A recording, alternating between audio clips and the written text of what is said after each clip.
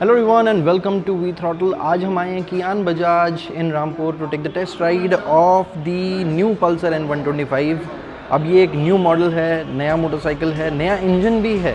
So it's a new engine completely different from what you get on the NS125 and Pulsar 125। सो इस motorcycle के बारे में देखते हैं और फिर उसको लेके चलते हैं टेस्ट राइड पे और देखते हैं किस तरह से परफॉर्म करती है ऑन द रोड।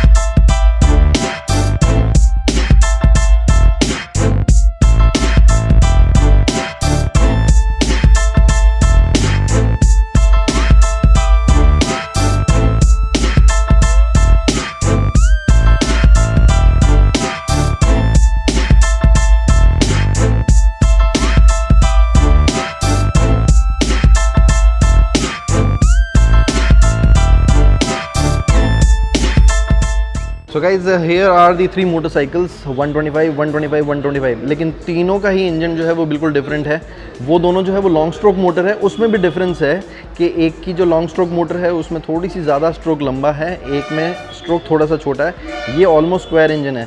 तो अगर कोई डिज़ाइन वाइज मोटरसाइकिल पसंद करता है तो वो 125 NS के ऊपर जा सकता है, क्योंकि ये दिखने में बहुत ज़्यादा मस्कुलर है और दिखने में बहुत सुंदर भी है। दूसरा, अगर कोई रेट्रो फील लेना चाहता है, पुराने टाइप की फीलिंग लेना चाहता है, तो he can go for this.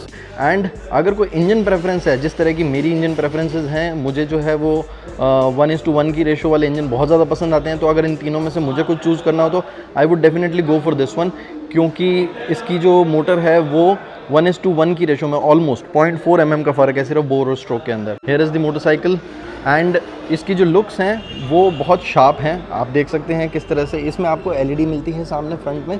आपको जला के दिखा देते हैं। So these are the LEDs। आपको जो सीट मिलती है वो बहुत ही ज़्यादा स्लीक सी सीट है यहाँ पे। इसमें आप आगे तक जा सकते हैं एंड आपका जो बैलेंसिंग है वो काफ़ी ज़्यादा अच्छी होने वाली है इस मोटरसाइकिल में। फिट एंड फिनिश की बात करें तो फिट एंड फिनिश बहुत ज़्यादा अच्छा है। The plastic quality has really improved a lot, बहुत ज़्यादा इम्प्रूव हो चुकी है। मीटर एक बार ऑन करके दिखा देते हैं आपको। So this is the meter. यहाँ पे आपका फ्यूल गेज है, यहाँ पे स्पीडोमीटर है एंड द क्लॉक, ऑडोमीटर यहाँ पर है। ये आप ब्लूटूथ जो है वो इसके साथ कनेक्ट कर सकते हैं अपना। इसके अंदर एक चीज़ आपको बहुत मज़ेदार दिखने वाली है और वो है ये। आप देख सकते हैं ये ब्रेकिंग सेटअप जो है वो बहुत डिफरेंट सा दिख रहा है ना। अभी मैं आपको पीछे वाला ब्रेक दबा के दिखाता हूँ। सो मैं वहाँ से दबा रहा हूँ and so they have given the combi brake system इस मोटरसाइकिल के अंदर।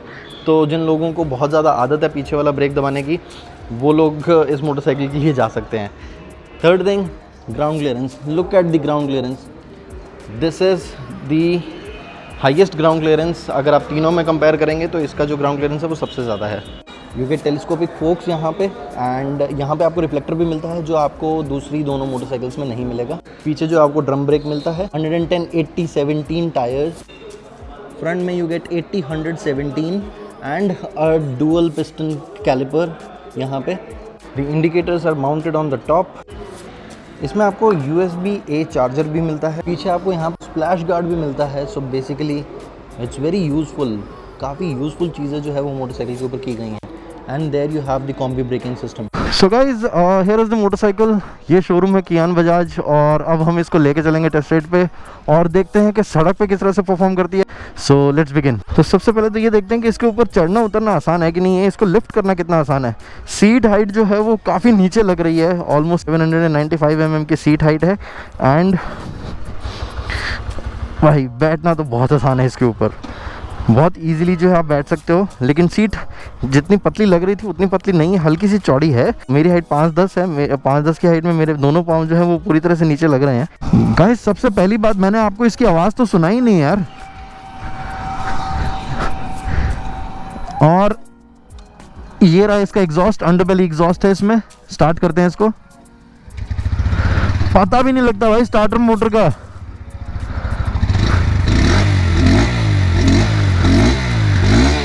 बेस बहुत है इस मोटरसाइकिल में यार। And let's go.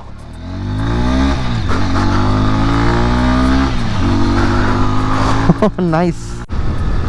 एक्सेलरेशन बहुत ही स्मूथ। इसको सबसे पहले हम लेके जाएंगे सिटी के अंदर और देखते हैं कि सिटी में ये किस तरह से परफॉर्म करती है। एंड क्योंकि इसका व्हील बेस जो है वो अपनी क्लास में देखा जाए तो सबसे कम ही मान लीजिए आप।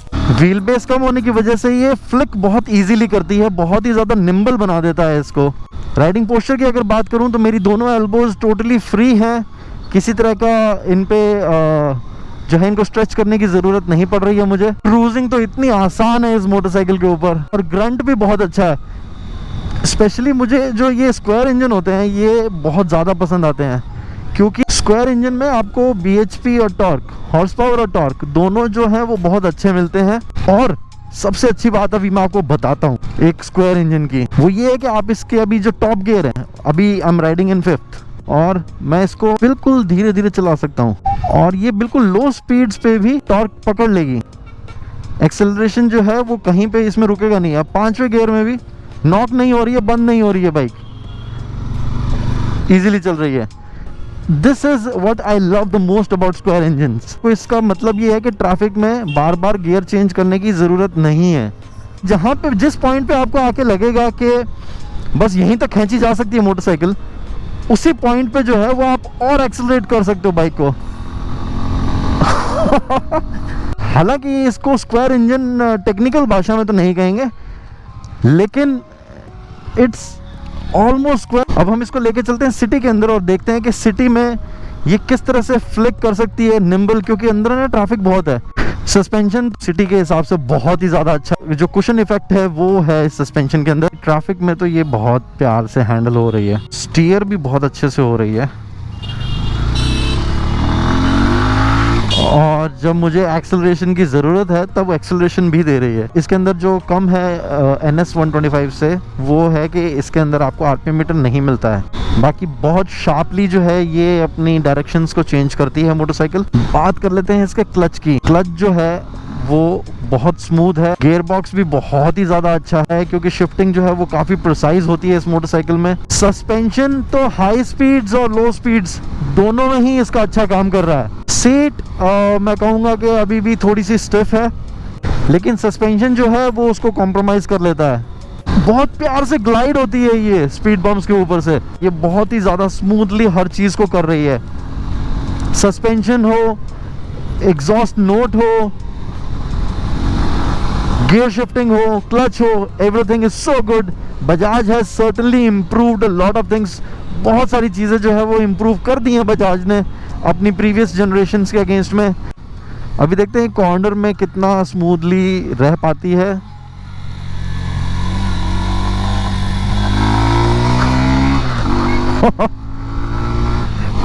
इतना हाई ग्राउंड क्लियरेंस होने के बावजूद कॉर्नर्स में this is I must say good. अब हम इसका यू टर्न लेके देखेंगे, क्या मैं बिना पाँव रखे यू टर्न ले सकता हूँ वही इजीली। राइडिंग पोस्चर इसका काफ़ी कंफर्टेबल है, जैसा कि इसमें सीट जो है वो काफ़ी आगे तक आती है। सो बेसिकली आप अपने जो राइडिंग पोस्चर है या पोजीशन है उसको चेंज इजीली कर सकते हो, यानी कि you have the liberty to change your position and posture on this bike. Braking एक बार देख लेते हैं कि ब्रेकिंग किस तरह से है इस मोटरसाइकिल की। अभी मैं 60 to 0 टेस्ट भी नहीं कर सकता बिकॉज मीटर ऑन नहीं है, बट एक सिग्निफिकेंट स्पीड लेके ज़रूर मैं इसको ब्रेक करूँगा। Let's brake 3, 2, 1।